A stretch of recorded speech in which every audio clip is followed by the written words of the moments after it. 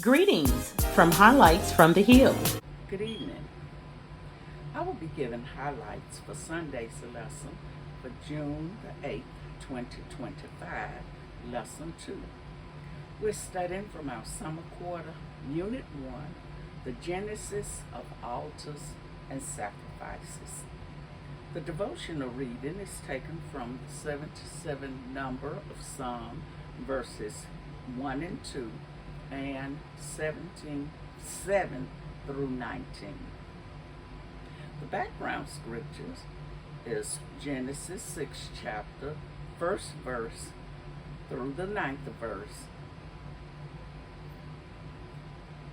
The background scripture is Genesis 6 chapter, 1st verse through the 9th chapter and 17th verse.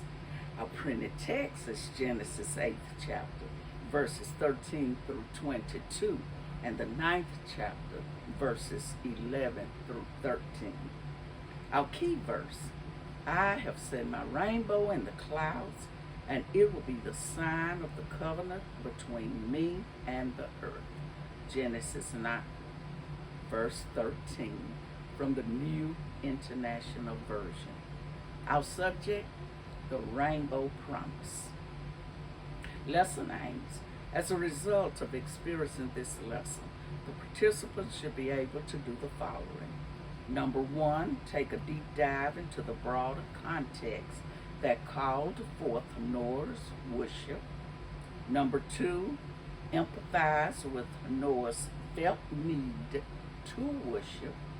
And number 3, identify an aspect of Noah's worship of God and adapt it for use in your congregation. There are 2 outlines for this lesson. The first outline is a new beginning, and the second outline is a new covenant.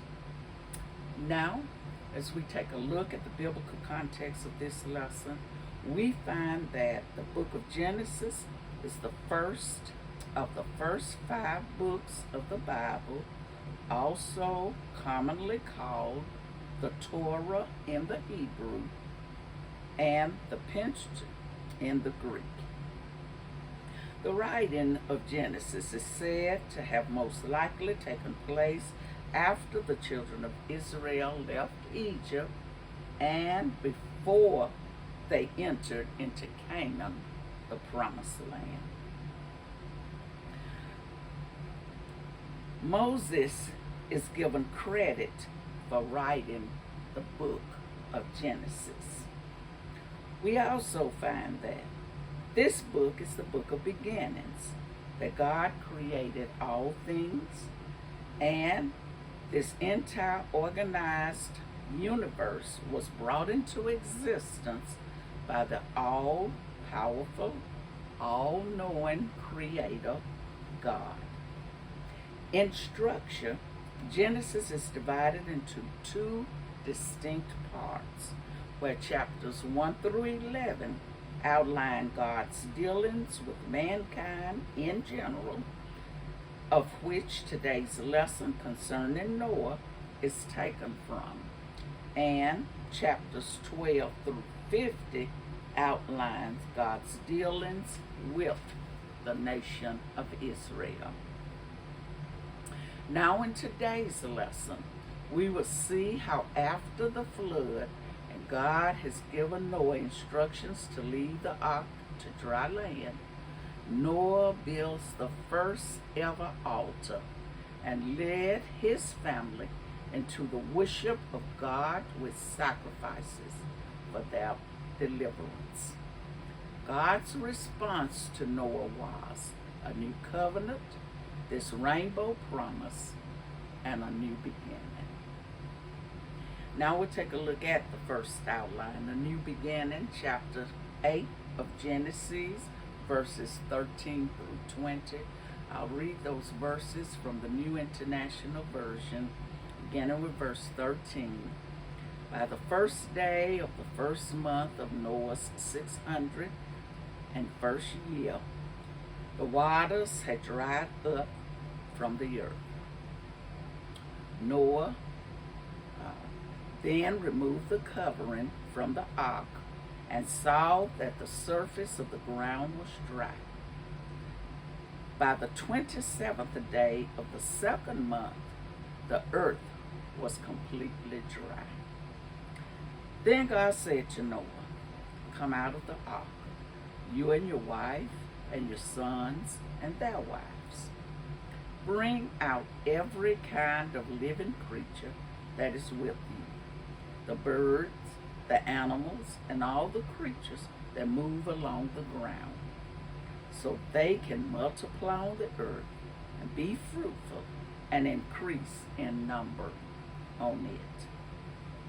So Noah came out, together with his sons and his wife and his sons' wives, all the animals and all the creatures that moved along the ground, and all the birds, everything that moves on land, came out of the ark, one kind after another. Verse 20. Then Noah built an altar to the Lord, and taking some of all the clean animals and clean birds, he sacrificed burnt offering on it. Notice here that God instructs Noah to take his family along with many different species of animals and enter this huge box-like structure called an ark that God has had him to build before God, would judge the earth with a flood that would last for more than a year.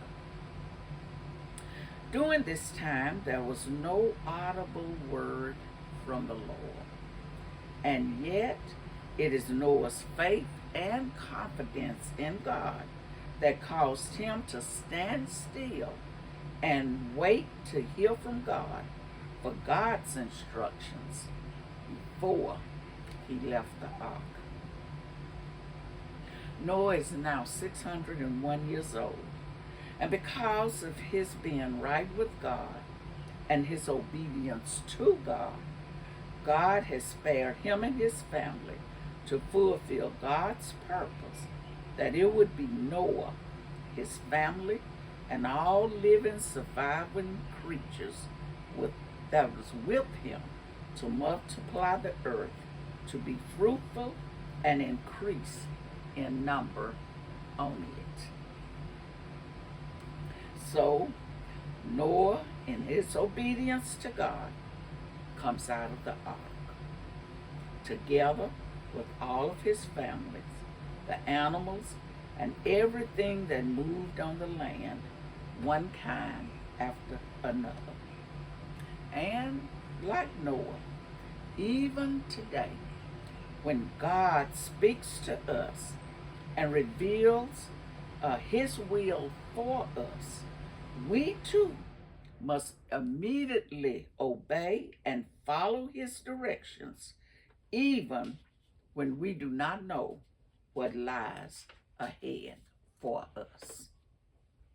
Now, notice again that the first thing Noah does when he comes from the ark is to build an altar and lead his family in genuine worship to God. This genuine worship of burnt offerings of the clean animals and birds was symbolically expressing Noah's gratitude to God for God's protection during the flood and his deliverance from the flood. And even though these animals were costly and was necessary for a new beginning, Noah trusted God to provide so that he would be able to give God the praise and the worship that God alone deserved. For Noah wanted his sacrifice to represent giving God the best in his worship.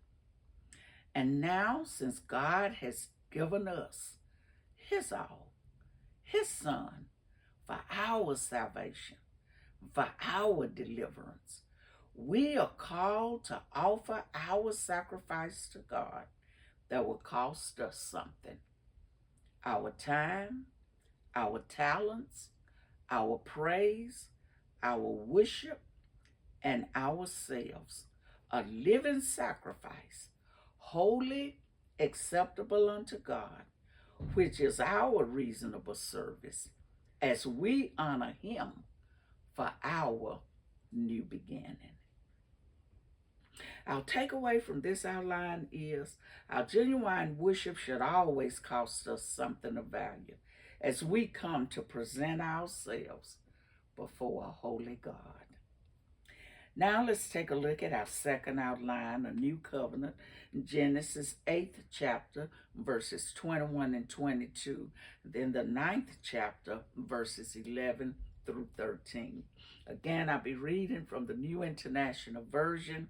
Verse 21 and 22, the Lord smelled the pleasing aroma and said in his heart, never again will I curse the ground because of humans, even though every inclination of the human heart is evil from childhood.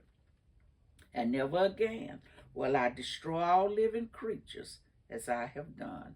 Verse 22, as long as the earth endures, seed time and harvest, cold and heat, summer and winter, day and night will never cease. Verses 11 through 13. I establish my covenant with you. Never again will all life be destroyed by the waters of a flood. Never again will there be a flood to destroy the earth. And God said, this is the sign of the covenant I am making between me and you and every living creature with you, a covenant for all generations to come. And verse 13, I have set my rainbow in the clouds, and it will be the sign of the covenant between me and the earth. Just imagine the aroma of Noah's sacrifice so pleased God that when even the smell of his sacrifice reached the nostrils of God, God found it pleasing. This sacrifice of Noah's is the turning point for God, for it was a type of the future coming of the ultimate sacrifice, Jesus, the only begotten Son of God, who would take away the sins of the world. And because of Noah's pleasing sacrifice to God, God had a talk with himself and made not one, not two, but 3 binding promises or agreements that never again would he curse the ground in spite of humanity's sinful ways. Never again would he use a flood as his act of divine judgment. And number 3, never will he alter nature's natural assignments of cold, heat, day, night, and seasons. These promises that God made was not that we would never experience storms in our lives, physical or spiritually, but what he promised is he will never leave us, nor will he forsake us in and through our storms, so that they would never destroy, nor would they overwhelm us. And because God is faithful, these divine promises of God should give us hope as we face our times of the unknown, knowing that God is still in control of our lives and he still remains concerned about his people and his world. Then after God had blessed Noah and his sons, God spoke to them and gave to them his instructions as to his new covenant he is establishing with them, as well as all living things upon the earth. This covenant is known as the Noahic covenant, and It does not have any conditions on humanity's part attached with it. God has promised that he would never again destroy all life on the earth with a flood. And for a visible sign for Noah and his family to remember his promises, God put a rainbow in the sky. This sign was not just for Noah and his descendants, but this visible sign was for all believers now and for generations to come. And because God has chosen to show us his faithfulness and his favor with this new covenant, like Noah, we should be willing to respond to God in obedience by totally surrendering ourselves as a sweet smelling sacrifice back to him. And so the question for us today is, as those believers in 2025, what are the things that are holding us back from offering God ourselves as a sweet smelling sacrificial aroma to him? The time has come that we should be willing vessels in surrendering ourselves to God in our worship so that he will be pleased and accept our praise and our worship as our expression of heartfelt gratitude, as he did from Noah. In closing, life oftentimes present us with moments of unknown situations and circumstances. But Noah would remind us today that our first responsibility should always be to turn to God in worship and in trust. For God is working worthy of all of our praise. And just as Noah prioritized his worship to God by building an altar before he did anything else after his unusual circumstances, we too must prioritize our worship and our gratitude to God as we face uncertainties in our lives, as well as God's faithfulness toward us. This rainbow promise, or this visible sign that God placed in the sky, is a personal reminder for all of us to see that God always keeps his promises, even when our world feels as if it's turned upside down.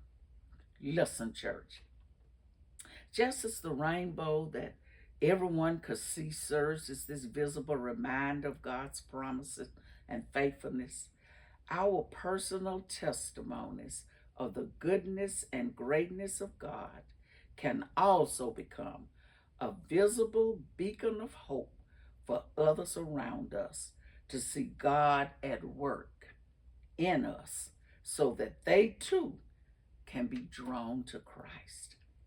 For just as God established this new covenant with Noah and his descendants, God has also established one with fallen humanity through his Son, Jesus the Christ, that whosoever will accept him by faith can have a new beginning and are guaranteed in his promise of salvation, his power, his provisions, and his protection, now and forever. Therefore, because of God's promises and God's faithfulness toward us, in return, let us offer ourselves as a living sacrifice, as our reasonable act of worship back to him. So, remember this: because of God's promises toward us, let us offer our sacrifices of genuine praise and worship back to Him. I thank you for listening. Good evening. And I invite you to come and worship, study with us on Sunday morning as we go in depth into this Sunday school lesson, The Rainbow Promise.